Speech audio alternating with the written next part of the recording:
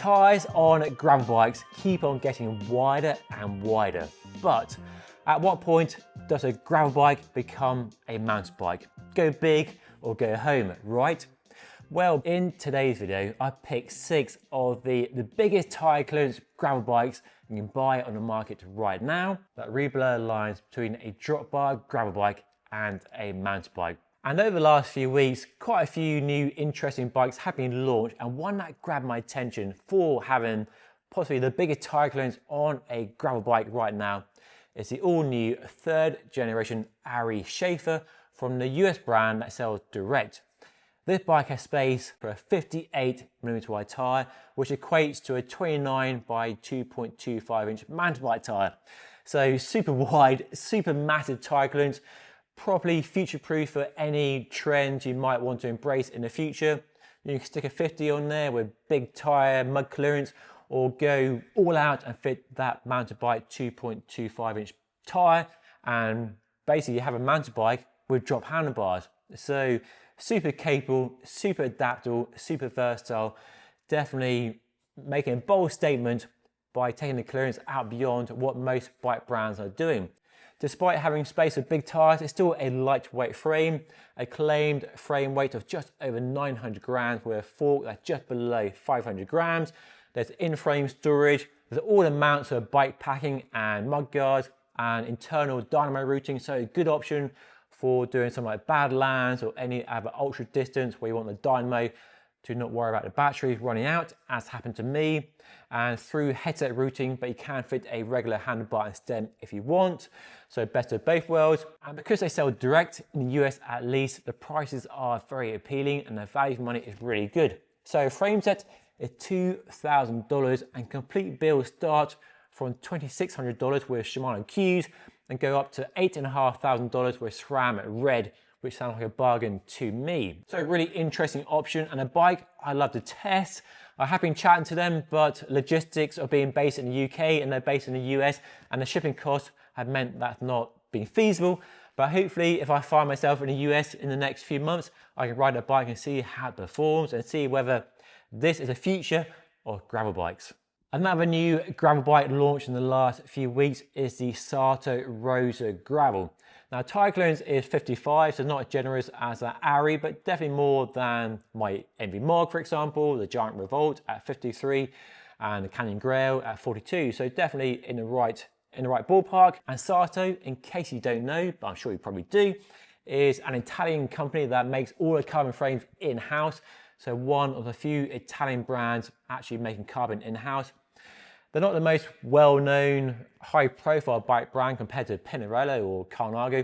And the bike does look really nice presence, really nice profiles. I love the fact you have the raw carbon weave on display. I think it looks really fantastic.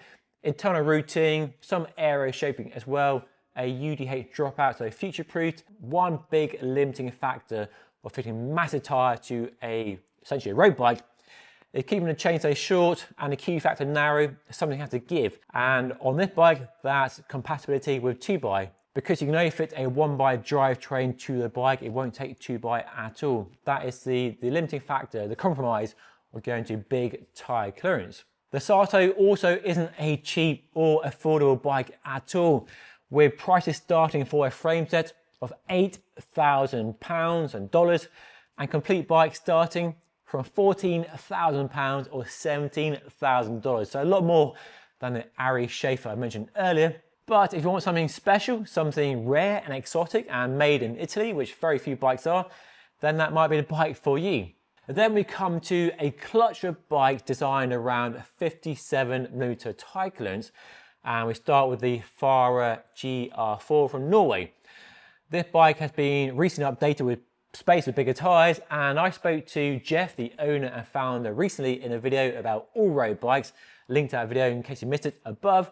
And he firmly believes that mountain bike tyres are the future of gravel bikes, and all the pros riding their bikes, and there are lots of pros riding their bikes, are using mountain bike tyres. We've seen the likes of Dylan Johnson really talking about the benefits of lower roll resistance and aerodynamics of mountain bike tyres, and the pros, they want to reduce or minimize that risk of a puncture when you're riding in a peloton, and having a bigger tyre like a mountain bike tyre is one way to mitigate the risk of a puncture. So the new Fara GR4 has been designed around big tyres and space for mountain bike tyres. The geometry on the bike looks fairly middle of the road. The chainstays are very short at 425 despite that big tyre clearance, so impressive packaging of everything in that area around the bottom bracket, the chainstays and the chain set.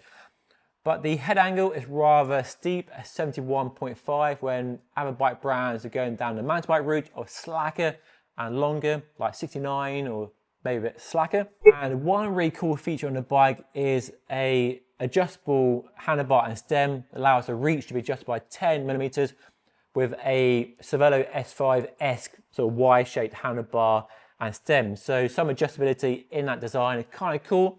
Given that move to one piece and full internal routing, you can adjust the reach and the stack of that bike rather easily. The frame is also lightweight at 970 grams, claimed UDH dropouts and nice details like a 27.2mm round seat post and a T47 bottom bracket. And prices start from £4,700 for a frame set or £5,400 for a SRAM Rival Explore group set. And a bike, hopefully, I can test in the next few months. Today's video is sponsored by Squarespace, the all-in-one platform that makes building a website for any purpose both quick and easy and fun as well. So for example, if you run a bike shop and need an e-commerce solution to sell bike products around the world, Squarespace can do that for you. Or if you want to start blogging and share your thoughts on the cycle race scene with the world, and want a nice website and a newsletter sent out every week, Squarespace can do that too. There is a solution on Squarespace for all your needs you might have. And I promise you, building a website is super easy. You can start with a template, and there are loads of amazing high quality templates to choose from, and they're just a starting point. You can then customize to your heart's content with a super easy drag and drop interface, change the text, the colors, add in plugins with different tools, selling stuff, running a newsletter, social media, channels, videos, whatever it might be. Or if you prefer, AI can do it for you. So if you like the sound of that, you can check out Squarespace right now at the link down below and try it with a free trial. And if you enjoy it, get 10% of your first purchase of a new website or domain name with my special code on screen and down below. Right, back to the bikes. Another bike that's gone on the radar for me, at least, despite trying to get one for test, is the Lauf Seigla. Seigla? I think that's how you pronounce it. So Icelandic brand, most famous for their suspension fork. This is their gravel bike and has space for 57mm wide tyres. And the brand, like Fara, really firmly believe in wide tyres being beneficial for gravel. So their bike, been out for a few years now, not new, has space for wide tyres. Now, many bikes that have space with big tyres will have a drop chainstay to get the chainstay out of that area between the tyre and the chain set for chain line and Q factor. But one interesting detail on the Lauf, the chainstays are straight.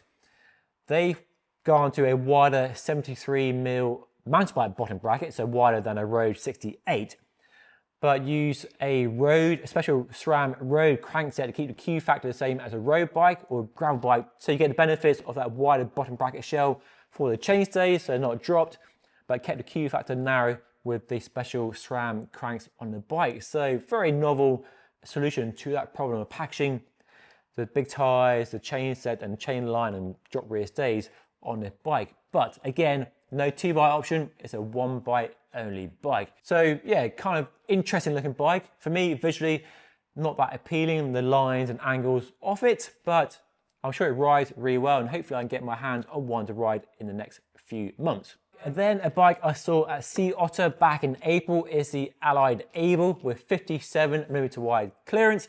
Definitely caused a stir when it launched at that California show.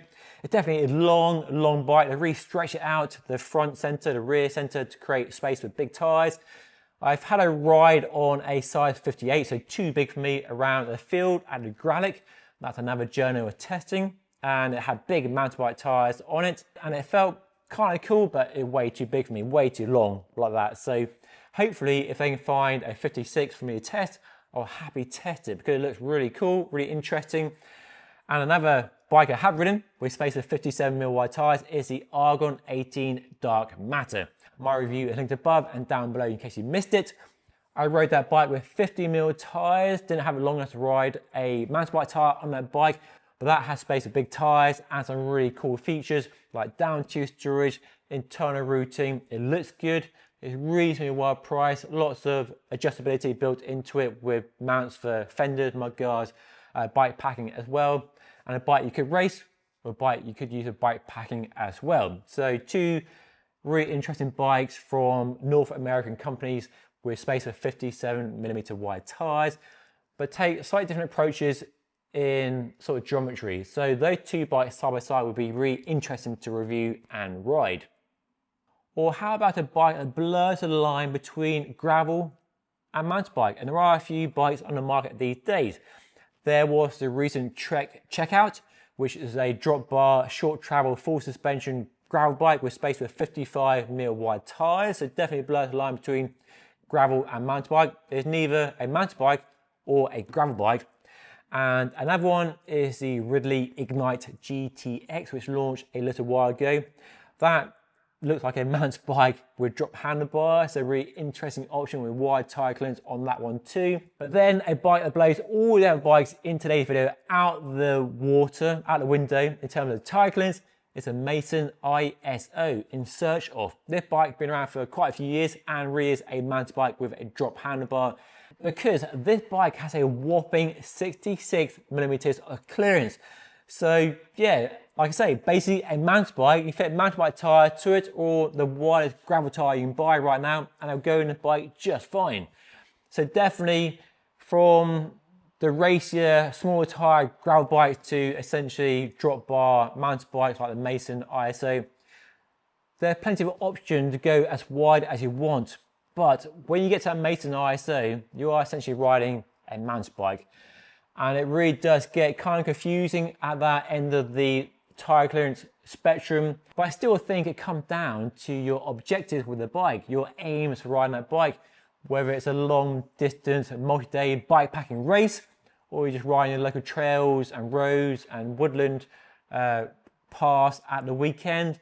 So that choice of mountain bike versus gravel bike. But what's clear from this video, hopefully, is that there is plenty of scope to choose a bike that suits you and you only, and not the comments down below that will say just buy a mountain bike already, as I'm sure they will be saying you buy a bike with the clearance you want and need for tyres you intend to ride. And what tyres you choose depends on where you're riding and whether you're racing or just riding for fun and bike packing, and how much comfort and grip and capability you want from your bike.